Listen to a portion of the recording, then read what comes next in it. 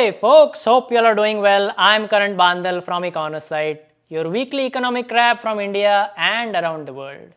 So let's get started with India being on the cusp of an EV revolution. India surpassed Japan last year in auto sales to become the third largest auto market in the world by selling 4.25 million cars. Car sales coupled with two-wheeler and three-wheeler sales make up India's personal vehicle market. We are not considering sales of tractors, commercial vehicles and others in this analysis. So this personal vehicle market is projected to grow to a $100 billion industry by 2030. The contribution of two-wheelers and three-wheelers is particularly significant here. The numbers are staggering. Scooters, motorcycles, rickshaws, that is two-wheelers and three-wheelers, their sales account for around 80% of all vehicle sales. India's total fleet stock of two and three-wheelers only is at 250 million. And this is where the EV revolution is taking shape. There would hardly be anyone in India these days who has not heard of companies like Ather, Okinawa and Ola. All three are among the top 10 EV makers in India, and there are at least 50 other companies that make EVs now, in response to an explosion in demand for electric two and three-wheelers. Take Ather for example. Just 3 years back, the company was selling about 200 units a month. And now, the company makes a brand new electric scooter every 90 seconds, sells about 15,000 units a month. Registration for such vehicles has shot up more than 10 times nationwide in the last 3 years. You can find an electric moped for as little as $1,000 in India these days. The market appears to be responding to the government's policy of incentivizing EV adoption. Their goal is to have EVs account for about 33% of all private car sales and 80% of all two and three-wheeler sales by 2030. Through the FAME policy that started in 2019, the government is pouring more than $1.2 billion into subsidizing EVs for consumers and setting up thousands of EV charging stations across the country. These subsidies have played a huge role in the recent wave of adoption. For instance, a high-speed two-wheeler in Delhi may now cost just 15 to 20% more than its fossil fuel-powered equivalent, compared to up to 30% more without a subsidy. Last year, electric two-wheeler sales reached a landmark of 1 million, making up 7% of all two-wheeler sales. Another factor that's helping this trend is the fact that delivery and logistics companies are drawn to EVs due to the scale, lower operating costs, and their low carbon footprint. E-commerce behemoths like Flipkart and Zomato have pledged to switch entirely to EVs by 2030. But beyond this hype and enthusiasm, experts say some core challenges remain. Like elsewhere, India is lagging in charging infrastructure. Ministry of Heavy Industries say they are commissioning new charging networks in 68 cities across 25 states and along dozens of highways and expressways, but this may not be enough.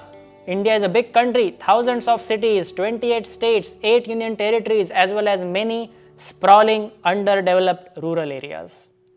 According to one estimate, to fully electrify India's two and three-wheeler markets, approximately $285 billion worth of investment is needed. And second, consumers in certain circles remain skeptical about EVs, their safety, reliability and value. So more education and public awareness campaigns are needed also. Moving on to SBI's projections on the state of India's economy. The recent estimates released by a reputed source state that India's per capita income will rise from $2,500 per year currently to $12,400 per year by 2047. In dollar terms, this is roughly a 5-fold increase in per capita income, but in rupee terms, this is more than a 7-fold jump. The difference can be explained by the movement in the exchange rate between the rupee and the dollar. The report appears to be projecting only about 1.6 to 1.7% devaluation per year for the Indian rupee against the US dollar during these 24 years. Now, India is projected to have a population of 1.7 billion by 2047, which means Per capita income of $12,400 per year translates to a $21 trillion Indian economy by that year. With this growth, India will also see an improvement in its tax base and compliance. The report observed the ongoing reforms coupled with robust economic growth promises to bring the number of income tax filers to 482 million by 2047. Currently, this number sits at 70 million. So the share of taxable workforce will rise from 22.4% to 85.3% in the next 24 years. Finally, Delhi's waiting time for the milk cut by a third, courtesy WDFC. Well, not quite wait time, but transit time is cut by a third. See, Delhi, or the National Capital Region, that is Delhi NCR, receives a large portion of its milk requirements from Gujarat. The state sends 3.5 million liters of milk every day to the capital. It is a known fact that the Government of India has been encouraging shippers to use rail freight for the movement of their goods across India by underscoring the cost and sustainability aspect of it, especially the rail freight projects like the DFCs, that is, the dedicated freight corridors. The government had launched the DFC project more than 15 years back with an aim to reduce transportation costs by utilizing electrification, longer trains with higher capacities, and advanced technology. Success stories of entities using the DFCs are now emerging. The dairy cooperatives of Gujarat have come closer to Delhi NCR by leveraging the DFC network, thereby making the transportation of milk faster and cheaper. The transit time for a distance of around 855 kilometers from DFC New Palanpur station in Gujarat to Palwal in Haryana has been reduced by more than a third. These milk trains have been running since June this year, and the improvement in the transit time has sustained. The shorter transit time is of particular significance for perishable goods like milk.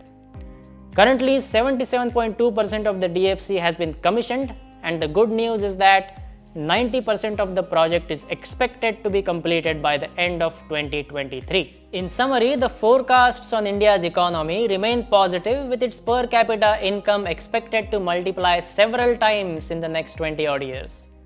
This trend of rising incomes should support mass EV adoption along with many other sectoral transformations. And as DFCs get fully commissioned with more goods trains plying on them, the lowered logistics costs should provide further tailwinds to India's economic growth. I hope you found this week's wrap interesting. I'll speak with you again next week. Until then, take care.